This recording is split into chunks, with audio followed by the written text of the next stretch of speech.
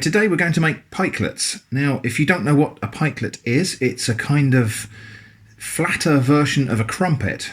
If you don't know what a crumpet is, then maybe this is the video where you'll find out.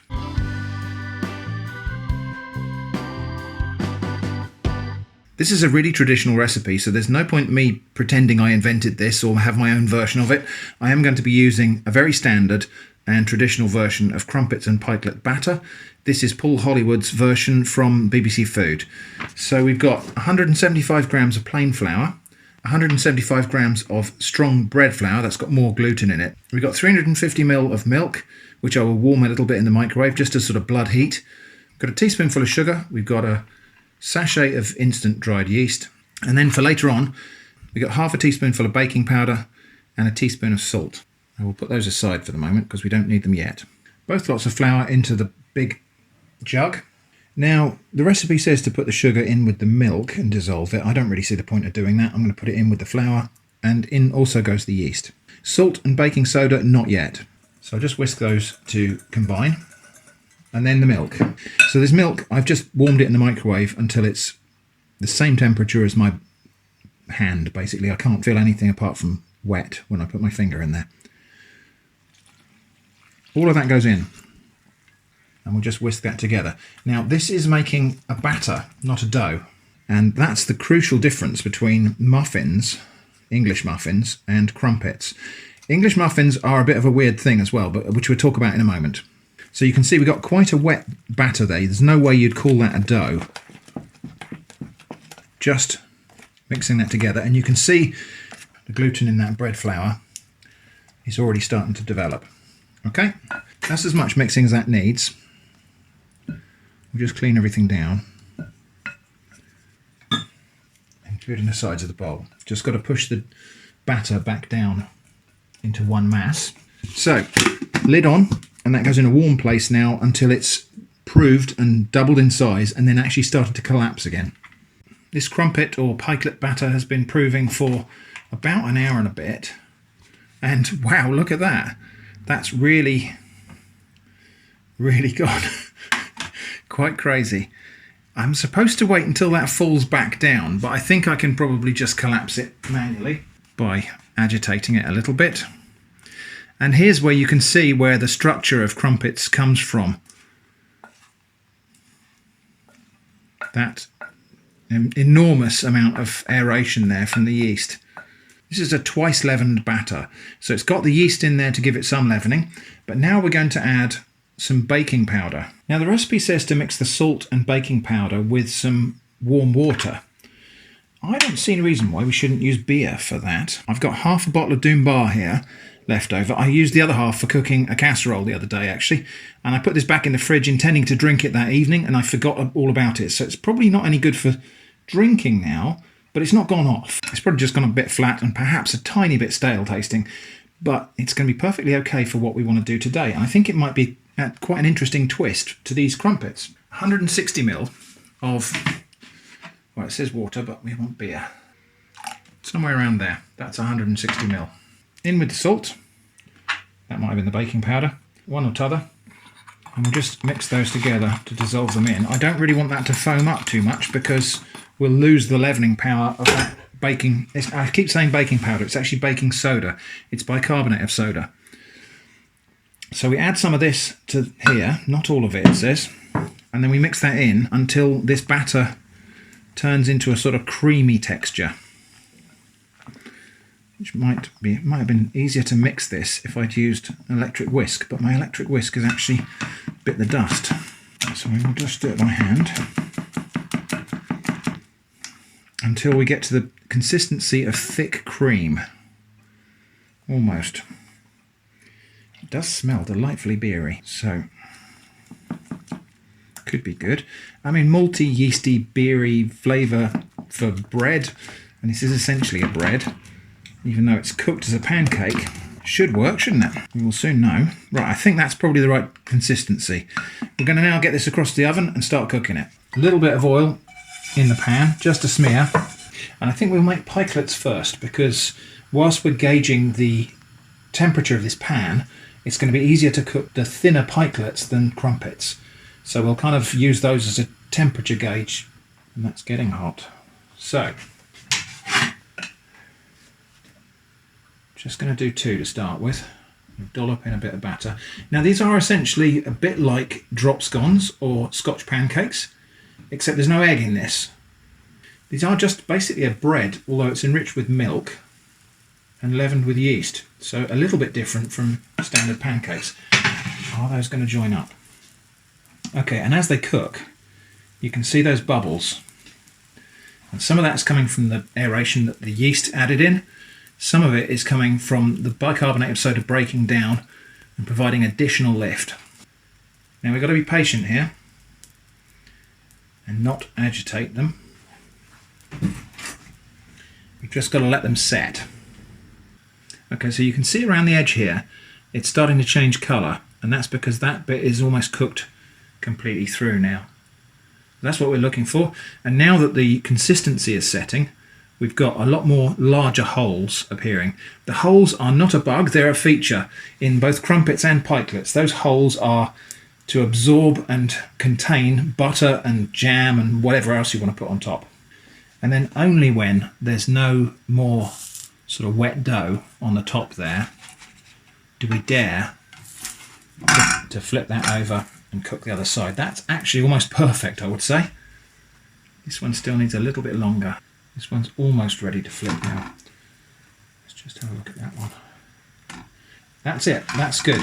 So there we go. I would say actually, considering that's the first one that went in the pan, that's pretty much a perfect pikelet. Yeah, that one's just a bit thicker for some reason. Now while that's happening, I'm going to get some crumpets in there.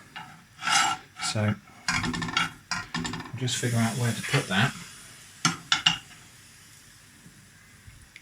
Another little dab of oil just inside there, so we don't end up stuck. And these will need perhaps a little bit more of the batter inside the ring. Well, inside if we can manage it.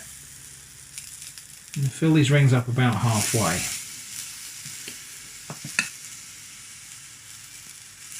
I can already tell that's too hot.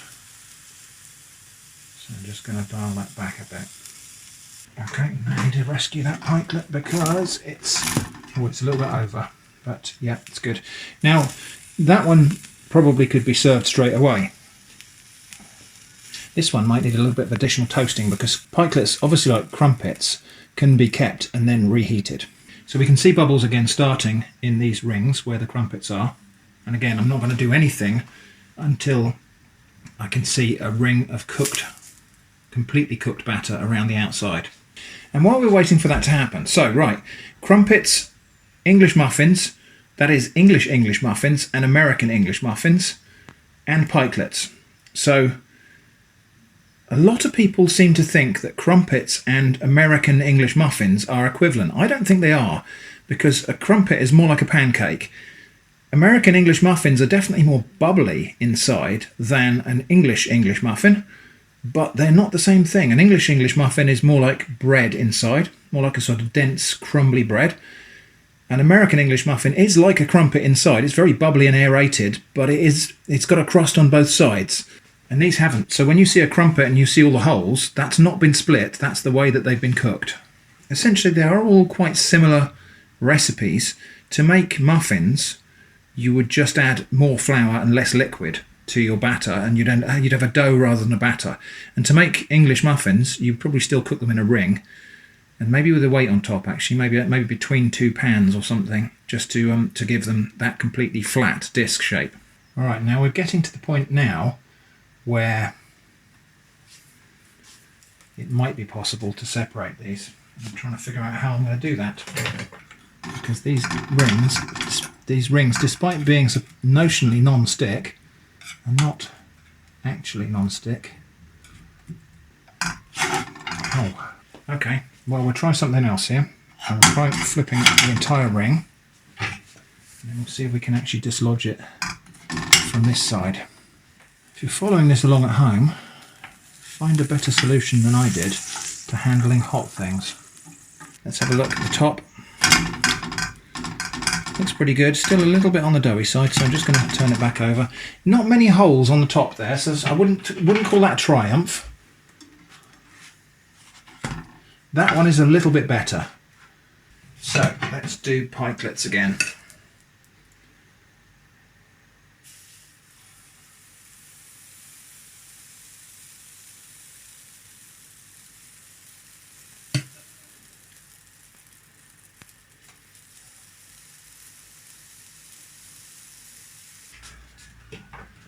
Okay, getting to the point where that one is cooked. A little bit longer just for it to set up properly.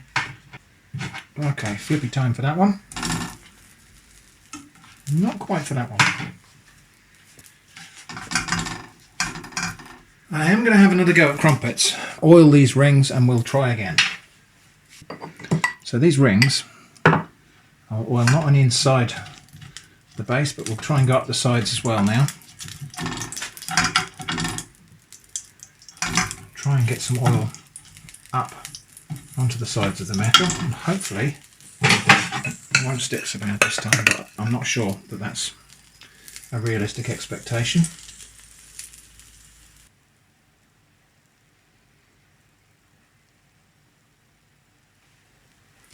I'm cooking these slower in the hope that the bubbles will create channels right the way through the crumpets. It seems to be working. While we're waiting for this, I should mention that this video is a collaboration with my friend Babatunde in Nigeria, who's going to try to make pikelets, I think, using whatever he can find out there in Nigeria. So please do have a look at that. It is linked in the card in the corner of the video here and in the video description. Please do check out his channel and support him. He needs your support more acutely than I do. So yeah, we can really see that crumpet texture starting to develop here. We've got holes popping up through. They are still filling up with batter, and so I need that to continue bubbling through, or else we'll just end up with soft pancake type of things. They're meant to be holy and porous. That's so close to done on the top there now, but I don't want to burn the bottoms. So I'm just going to quickly flip that over. Now that's interesting because that ring's coming off. Ish. So it was just a matter of a little bit of oil. Okay, well I think that's the one for the thumbnail probably. Or maybe that one. Just going to cook them a little bit longer on top. Much better. Also much better. These two I'm really happy with. And the pikelets are really good actually as well. These first two crumpets, not so much, but I'm sure they'll taste fine. So I've just about got room in that frying pan for 2 crumpets and 1 pikelet, or maybe 3 pikelets. But what about this little frying pan?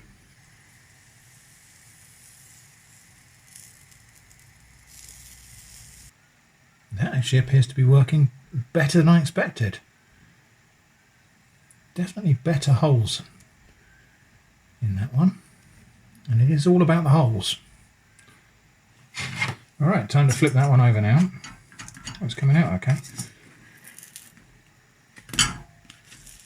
Perhaps the perfect pikelet pan. Yes, I would say so, actually. Possibly the perfect pikelet. Alright, so that's the yield from that recipe. So we've got 6 crumpets and 1, 2, 3, 4, 5, 6, 7, 8, 9 pikelets. Not bad. So that would probably make twice that many crumpets, probably 12 crumpets, probably 18 pikelets. Anyway, now I don't think you want me to just talk about these, do you? Let's give them a taste. Now ordinarily with crumpets I bought at the shop, I would just bung them in the toaster. Or in the winter we might toast them using the toasting fork in front of the wood fire. But I think for these I'll just toast them back in the pan. So I'm just going to return them to heat here until I can hear a little bit of sizzling. And we'll just flip them over just really to toast them, warm them through. Maybe just toast this top a little bit more, but it's pretty much how I want it to be. Okay, well I think we're there. Butter, and you've got to put the butter on like you mean it with crumpets. In my personal opinion, if the butter isn't seeping out of the bottom, you're doing something wrong. Okay, and for me, a few little islands of unmelted butter. Again, not a bug, that's a feature. And I think today we're just going to have a little bit of honey on there. I say a little bit of honey. That's actually quite a lot of honey. think we might have gone a little bit overboard with the toppings there, but why not? Right, to the table, and we'll give them a taste. So 1 crumpet, 1 pikelet, dripping with butter and honey. Dig in. I'm going to try the crumpet first. Well, they taste really good, and they're lovely and light and fluffy inside. What do you reckon, Jenny? Yeah, lovely.